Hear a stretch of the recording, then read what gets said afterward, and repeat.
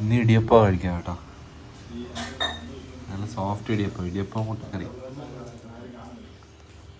നിങ്ങൾ ഉണ്ടായില്ലേ ഇങ്ങനെ വർത്താനം പറഞ്ഞു.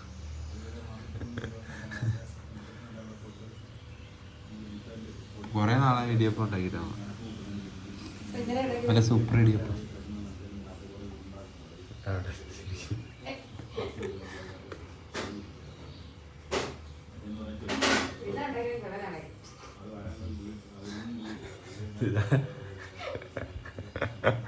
അമ്മ നല്ല അടിപൊളിയായിട്ട് ഇടിയപ്പം ഉണ്ടാക്കി കേട്ടോ.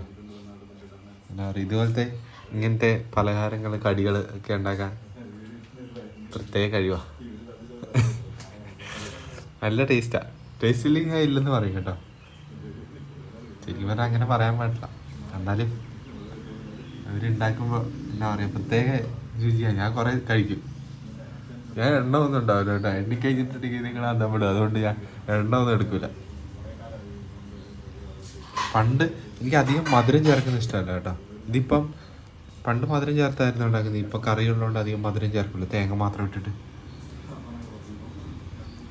പറഞ്ഞോണ്ടിരിക്കുന്നില്ല. ഞാൻ കഴിക്കട്ടെ, കൊതി വരുന്നു.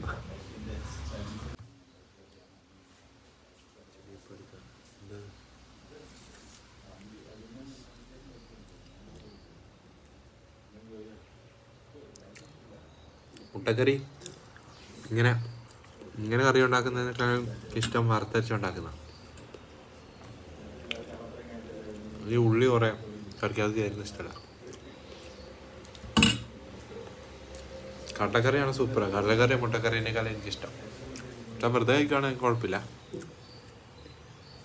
നല്ല രസമുണ്ട് കേട്ടോ.